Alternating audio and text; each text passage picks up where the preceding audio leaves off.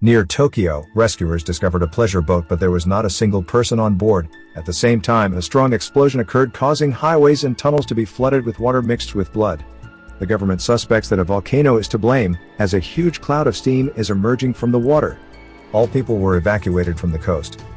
After a while, a rumble was heard in the tunnel, and something moving in the cloud of steam was filmed. Ministers are still guessing what could have caused the disaster.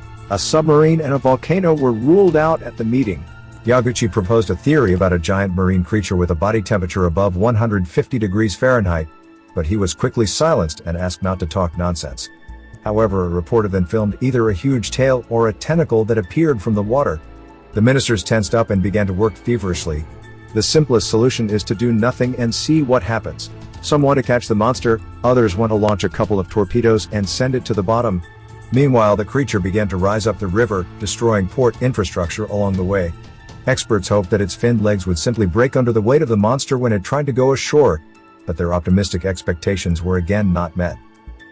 A 120-meter creature with bulging eyes menacingly moves toward the fleeing crowd. It is forced to crawl due to underdeveloped limbs, and blood constantly flows from its gills. Apparently, the monster is trying to adapt to life on land. It moves along the road between houses at a speed of 15 miles per hour. It is impossible to eliminate the creature. The area is too densely populated. All that can be done now is to evacuate the city's population as quickly as possible. The creature clears its path with its snout, turning cars and houses into a pile of debris. It even climbed onto one of the skyscrapers, which immediately collapsed under the weight of the giant. The city is gradually turning into ruins. The Prime Minister declared a state of emergency and mobilized the self-defense forces for the first time since World War II.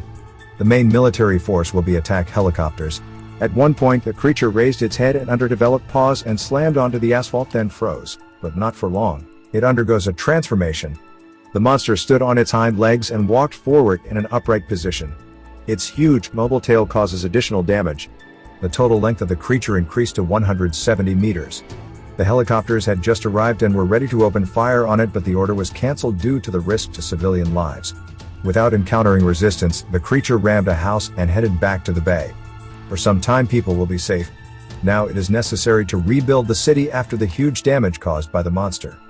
The fleet explores the bay to find out where the creature is. Yaguchi assembled an alternative team of various experts who will look for ways to resist the monster. No signs of intelligence were detected in the creature. Organic secretions are immediately burned. It eats nothing. So where does it get such a huge amount of energy for movement? Mrs. Gashi suggested a nuclear reaction. Indeed, an increased level of radiation is observed all along the monster's path. Yaguchi met with the U.S. presidential envoy, K.O. Patterson, who first of all suggested finding the person who predicted the appearance of the monster several years ago. It was his boat that was then found in the bay. In the found documents, the creature was named Godzilla. On the island of Oda, where she is from, it is called the reincarnation of a god, a very evil god. According to Ro Maki's research, the uncontrolled discharge of radioactive waste is to blame. For the last 60 years, some prehistoric creature has been feeding on them and has therefore begun to mutate rapidly. On land, it freely transformed from a marine organism into an amphibian. Godzilla's genetic code is 8 times longer than that of a human, making it the most advanced creature on the planet. But all that can be said about it now is that it walks. Finally, one of the specialists understood why the monster returned to the bay. It has something like a nuclear reactor inside. Therefore, it needed to cool its body after mutation. If they can somehow turn off the cooling process, then the monster will either stop or die. It was decided to inject Godzilla with a blood-clotting drug. Soon Godzilla surfaced in another bay and headed for the shore. The residents watch in horror as a huge tail passes through the sky. The living mountain does not notice obstacles in front of itself and just walks through the city. Godzilla mutated a 4th time and doubled in size. Now its length is 330 meters, and the creature towers over the ground 112 meters. For some reason, Godzilla is again heading towards Tokyo and will reach the capital in just 3 hours. It is very risky to hit it directly. There may be a huge release of radiation. But since Yaguchi's plan is still in preparation, it was decided to stop the monster by any means. Fighters and combat helicopters were sent into the sky. It was decided to hit the legs and head with tanks and artillery to minimize the risk of radiation release. They started firing at the head with machine guns, but the monster didn't even notice. Then they connected a 30mm cannon again with no damage. It was time to use missile systems. Despite the dense urban development, all the missiles hit the target, but when the smoke cleared, people saw that the monster's head was completely intact. Its skin is too thick. Then many tanks began to fire at Godzilla's legs and artillery joined them. The massive shelling seemed to slow the monster down. Its huge body was covered in flashes from exploding shells. At that moment, the creature stopped. The attack does not stop for a second. The next stage of the operation is to bomb Godzilla. Powerful bombs were dropped on the head and body of the creature. Godzilla changed its course and the military repeated the airstrike. Suddenly, a huge piece of the bridge flew towards the tanks. After all, the military was wrong, all the ammunition was spent and the monster had already approached the border of Tokyo. The command post was destroyed and the line of defense was broken. The operation was stopped because people were not evacuated further. The living mountain moves through nighttime Tokyo, destroying one district after another. American bombers are approaching the capital. Only they can cause even more damage than Godzilla itself. A panic began, people try to hide in the subway before the bombing starts. The Prime Minister will also have to evacuate his residences located on Godzilla's path. Soon 2 bunker-busting bombs fell on the back of Godzilla, and the streets were flooded with liters of blood. The monster began to glow brightly, its eyes closed with protective membranes and its mouth opened as wide as possible, and from it erupted a fiery pillar of flame, destroying everything around. The fire was replaced by an atomic ray with which the creature shot down a plane, and the ridges on its back emitted photon rays, with which it blew up the dropped bombs and the bombers themselves.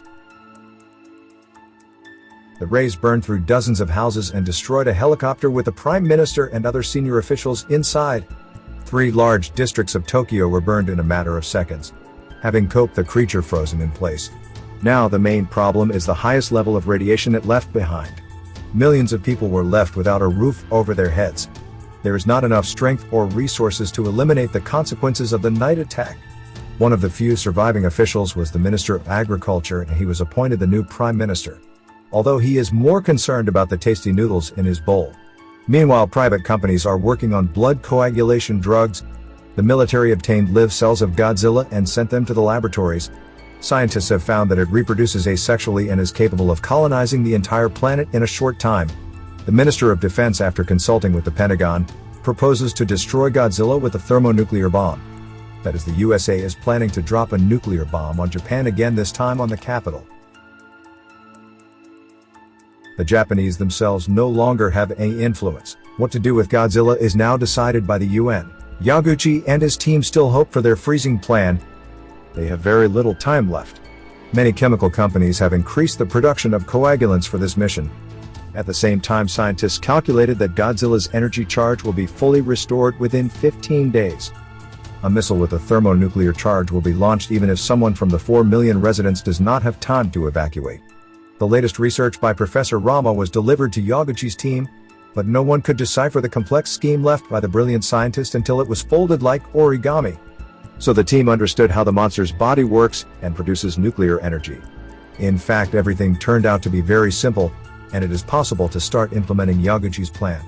However, they would still need 3 days to produce the required amount of coagulants.